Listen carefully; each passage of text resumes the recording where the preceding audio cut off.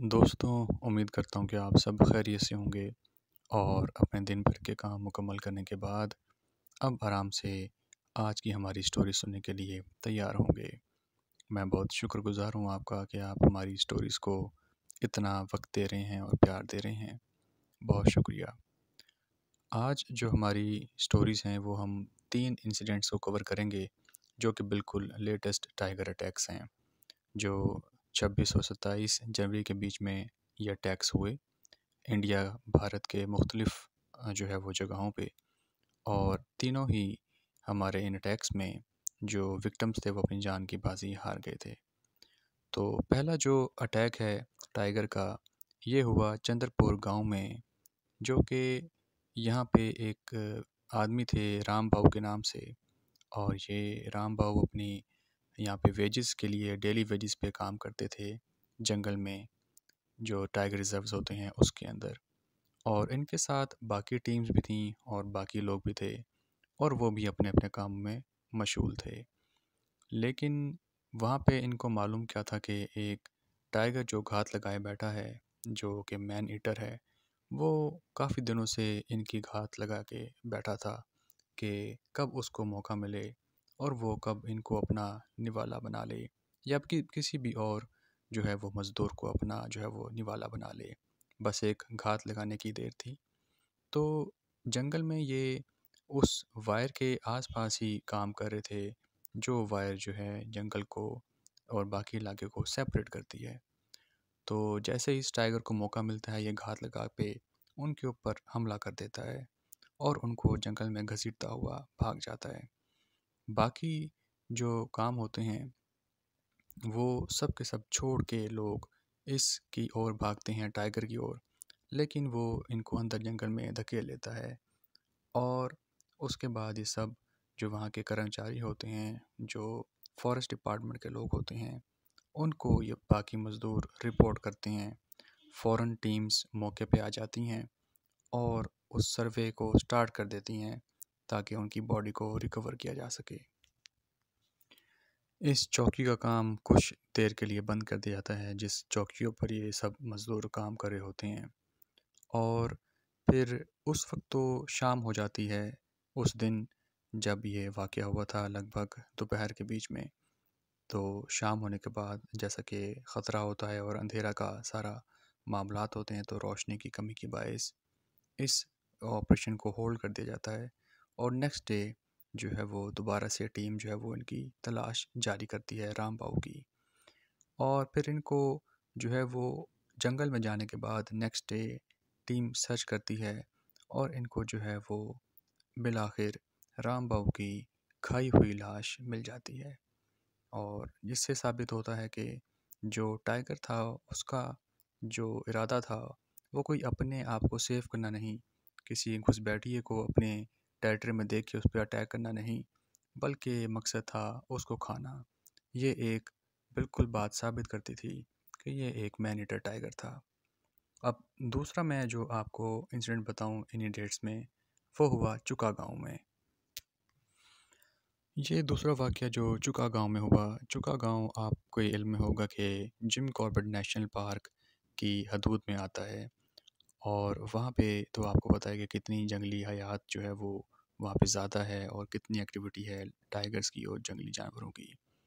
खैर, चुका गांव में ये जो फैमिली रह रही थी, इनका जो सरबराह थे, जो बड़े थे, वो थे गोपाल राव, जो कि विक्टिम बने इस टाइगर अटैक के।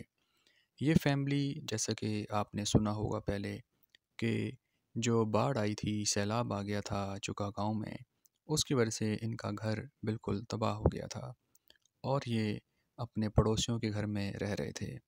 बड़ी मुश्किल से जान बचा के अपने पड़ोसियों के पास रहते हुए उन्हीं पड़ोसियों के घरों में जो है वो रह के और उनके खेतों में काम करके अपनी ज़िंदगी को बसर कर रहे थे।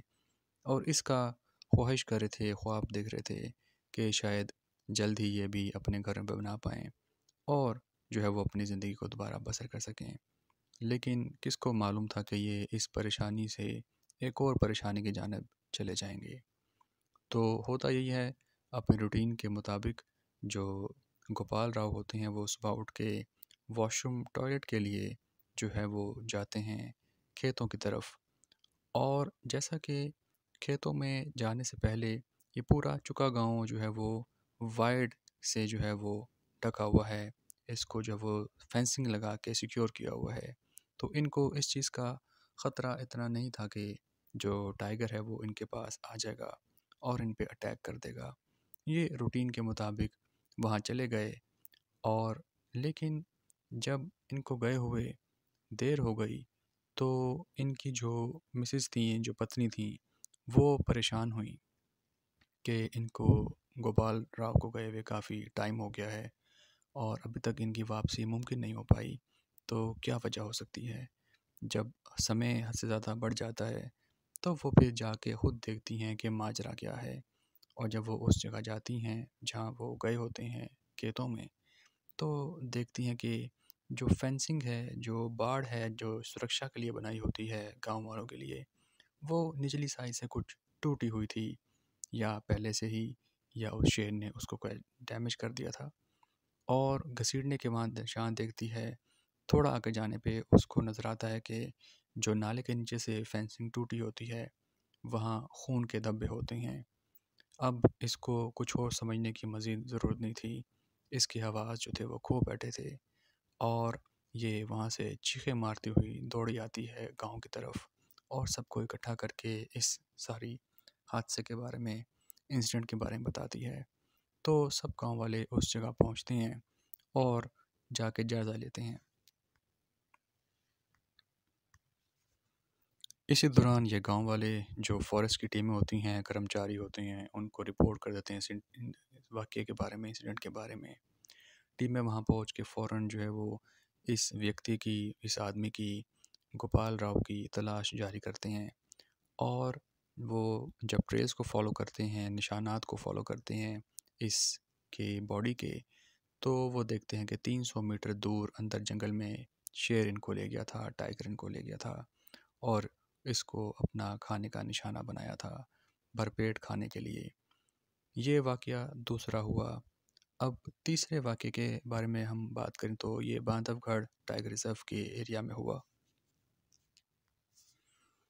बांधवगढ़ टाइगर रिज़र्व के आसपास जो वहाँ पे लोग रहते हैं, शुरू से ही वहाँ के जो अधिकारी लोग हैं गांव के आसपास के, उनका जीवन रहन सहन भी इस तरह चलता है जो बाकी गांव और जंगलात के इर्द गिर्द लोगों का होता है कि ख़वातीन, जो औरतें होती हैं, वो जंगलात में जाके अपनी लकड़ियों को इकट्ठा करती हैं और चूल्हे का काम मुकम्मल करती हैं। इसको जलाने का काम, लकड़ी को जलाने के लिए काम आती है।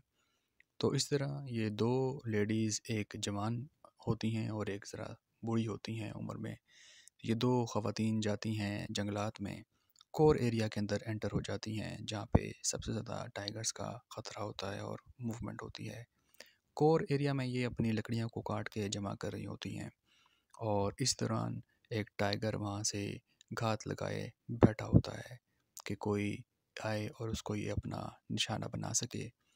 तो टाइगर इनमें से सबसे पहले जवान लड़की के ऊपर हमला करता है और उसको पंजा मारता है, पकड़ने की कोशिश करता है।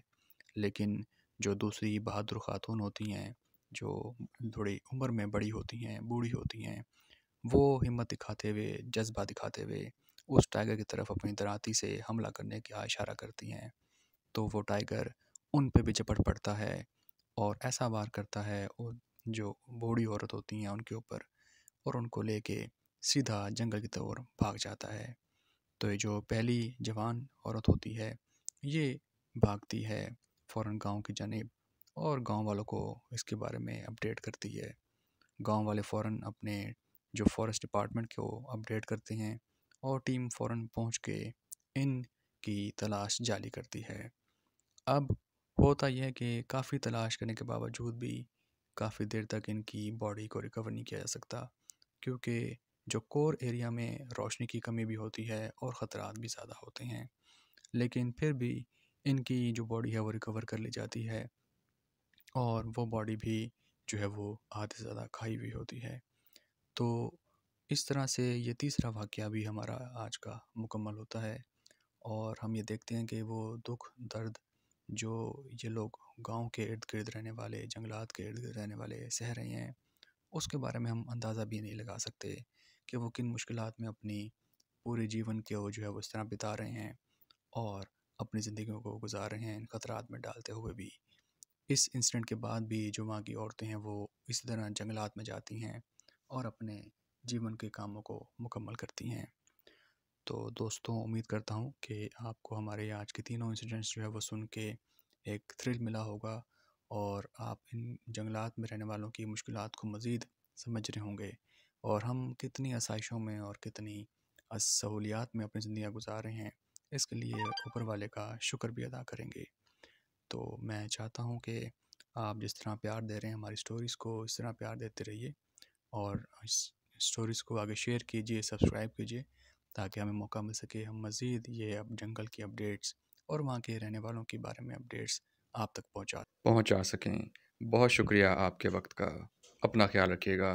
Good day.